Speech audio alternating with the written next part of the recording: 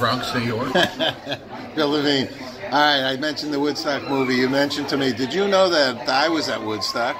Bill, tell us what happened in Woodstock for you. Well, it was an unbelievable experience to begin with. I got there a couple of days early with my girlfriend. A day early, I think. And I had a car. I was working for the government at that time, and I had one of these Chevy, absolutely stripped car, totally black. And as I was driving up to the campgrounds, people were walking towards the same direction,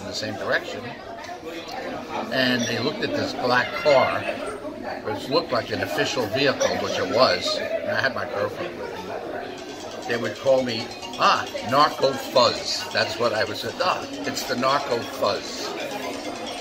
I didn't even know what that meant, but I subsequently found out what it was. Anyway, so we parked, and people were climbing on top of the car, which was fine, so they could get a ride to the campgrounds in the parking lot.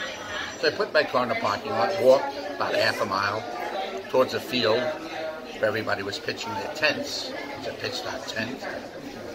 And that night, it was a beautiful night. The next day was beautiful. We saw the performers. It was sitting out in the field, hundreds of thousands of people surrounding us.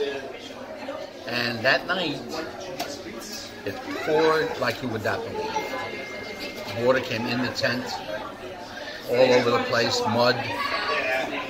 Watched the performance that night. I got so sick, I said, I can't take this anymore. I have to go home. I don't know whether that was a Sunday or Monday.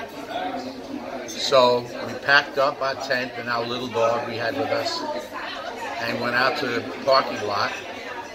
And I found my car, the Narco Fuzz car, buried, the wheels to half. The wheels were in the mud.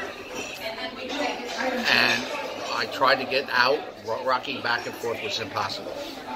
So I got out of the car and I waved my arms and a bunch of people came over, very willing to help.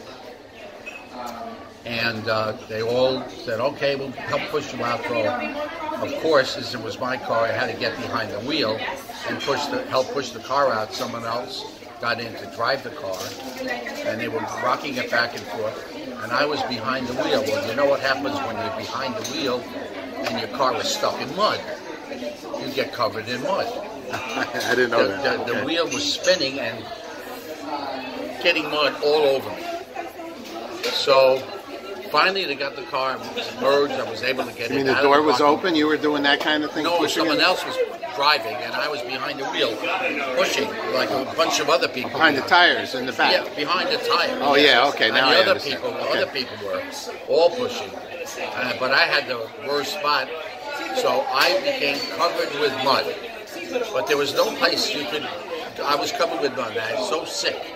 I said, I got in the car, covered with mud, and drove home. I lived in Manhattan, went to Manhattan, parked the car on the street, went in, I was covered in mud, covered my apartment with mud. I showered, and that was my Woodstock experience. You love this? Yeah, but I actually still have a couple of pictures of it. Oh, really? Yeah? Okay, yeah. I'd like to see them.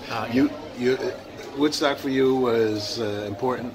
Yes, it was a fantastic experience. So, I mean, who even knew then that it would be so famous? We had no idea. I mean, it was just that. And I guess going to Woodstock was sort of a rite of passage. And I was like, I must have been like the oldest guy there. 69, I was 37 years old. Okay? And I was like pops. And one girl, I remember, I was walking towards the bathroom, or they had these portable bathrooms. Food was really hard to get there, so you couldn't get much food. I was walking toward the bathroom. One little girl runs up to me and says, "Are you Nelson Eddy?" Oh my God. God. Most people don't even know who Nelson Eddy is. But Country Western. I said, I didn't know how to answer. I just said, no, I'm not Nelson Eddy. So that's the generation gap that was there when I was 37 and the kids were like 20, 19 and 20. That's another story. Was it peace and love and harmony and hope? Did you see hope in that in the people there? I mean, it's Vietnam time. You know what? People were very wonderful to each other there. So yeah, that's hopeful. I mean, they were willing to help, and you needed food, they'd give you food. You needed water, they'd give you water. I mean, it was definitely a love type of experience where people were really great to each other. Yeah, I think that's definitely the case. All right. I remember it that way. There you go. Bill Levine, thanks so much. You're welcome.